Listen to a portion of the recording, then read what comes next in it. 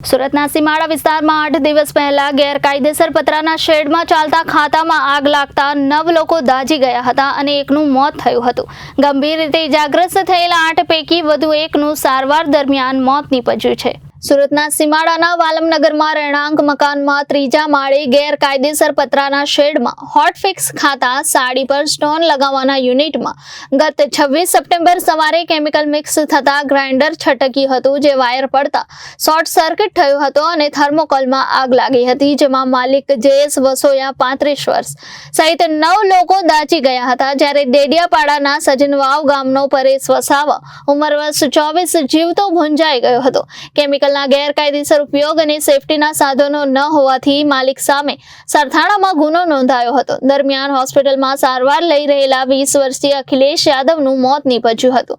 મળતી માહિતી પ્રમાણે અખિલેશ યાદવ મૂળ બિહારનો છે અને સીમાડા નાકા વાલમનગરમાં આવેલ મકાનમાં બીજા માળે રહેતો હતો અને ત્રીજા માળે પતરાના શેડમાં કામ કરતો હતો।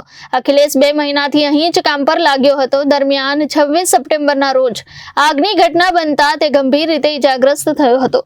અખિલેશ 35% જેટલું શરીર દાઝી ગયું હતું। ઇમરજન્સીમાં સારવાર બાદ તેને સ્મીમેર હોસ્પિટલના વન વિભાગમાં સારવાર આપવામાં આવી રહી હતી। દરમિયાન તેનું મોત નીપજ્યું હતું। પરિવારજનોએ જણાવ્યું હતું કે અખિલેશના શેઠ બહાર તાળું મારીને કામ કરાવતા હતા, ત્યારે આ ઘટના બની જ્યારે શેઠને મશીન બહાર કાઢી લેવા માટે કહેવામાં આવ્યું હતું, જો કે ન કાઢતા ત્યારબાદ શોર્ટ સર્કિટ થઈ અને આગ લાગી હતી। શેઠને ખાનગી હોસ્પિટલમાં સારવાર આપવામાં આવી રહી છે, જ્યારે અમને બધાને સ્મીમેર હોસ્પિટલમાં દાખલ કરી દેવામાં આવ્યા હતા। પરેશનું તો પહેલા જ મોત થયું હતું, હવે અખિલેશનું પણ મોત થયું છે, જ્યારે અન્ય એક હજી સારવાર હેઠળ છે। વધુમાં જણાવ્યું હતું કે અખિલેશને જ્યારે અહીં દાખલ કરવામાં આવ્યો ત્યારથી તેને સરખી સારવાર આપવામાં આવી રહી ન હતી।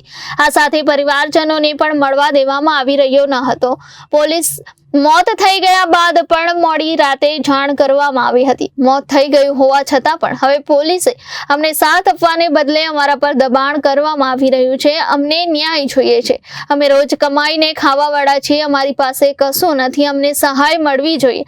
અમને ન્યાય અને સહાય નહીં મળે ત્યાં સુધી અમે મૃતદેહ સ્વીકારશું નહીં। અખિલેશના મોતના પગલે પરિવારજનો સ્મીમેર હોસ્પિટલ ખાતે પહોંચ્યા હતા, જ્યાં તેમણે વિરોધ પણ નોંધાવ્યો હતો। અખિલેશની માતા અને બહેનના હૈયાફાટ રુદનથી માહોલ ગમગીન થઈ ગયો હતો। આ સાથે જ સરથાણા પોલીસ દ્વારા પણ પરિવારને સમજાવવાનો પ્રયાસ કરવામાં આવી રહ્યો હતો। जी आपका नाम? जितेंद्र कुमार।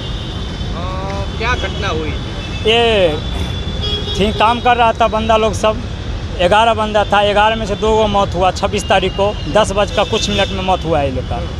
तो ये बंदा था 3 तला मकान पर, 3 तला पर मकान था। केमिकल में मशीन चालू किया, उसमें से लुक्का बिगा 3 दा।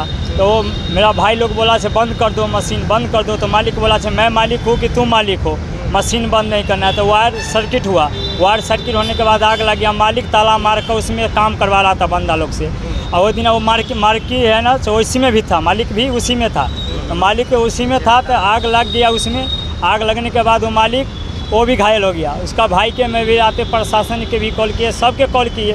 वो कोई मेरे को अन्याय के कोई रास्ता नहीं दिखा रहा है। ऊपर में से थाना भी गाड़ी काट रहा है, ऊपर में डॉक्टर भी कराते गाड़ी काटा, ऊपर में से सब बहुत कुछ बोला। हम लोग उतना नहीं चाहते हैं। हम लोग यही चाहते हैं बंदा के भर्ती किया, 8 दिन हो गया, 8 दिन में भी मेरा बंदा के कोई के होश नहीं मिला। आया ऊपर से मौत हो गया, ऊपर से अभी थाना ऊपर से दबाव दे रहा है हम लोग का। ऊपर से बोलता है ये करना है, तू लोग करो, अन्याय में हम लोग का न्याय दिवा दीजिए। आप लोग से सर यही विनती है। हम लोग गरीब मानुष है, खाने वाला है, कमाऊँगा खाऊँगा, नहीं कमाऊँगा भूख मर जाऊँगा इधर। हम लोग बस यही हम लोग सच चाहते हैं। अब क्या क्या अभी चाहते हैं? अभी हम लोग का गाँव के लिए कुछ सच अन्याय दिवाइए। गांव भेजना है, कैसे भेजना है, ऐसा न्याय दिवाइएगा तब गांव भेजूंगा, नहीं तो पोस्टमार्टम में हम हाथ नहीं लगाने का अभी एक रत्ती।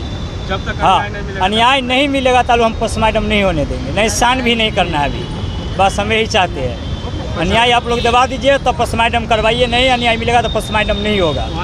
बस हम लोग का भी थाना भी डांट रहा है। मेरा भाई लोग सब गया है, ये लोग का डांट दिया है, भगा दिया है, मार गाड़ी काट रहा है। ऐसा थोड़ी होगा, आप ही बताइए।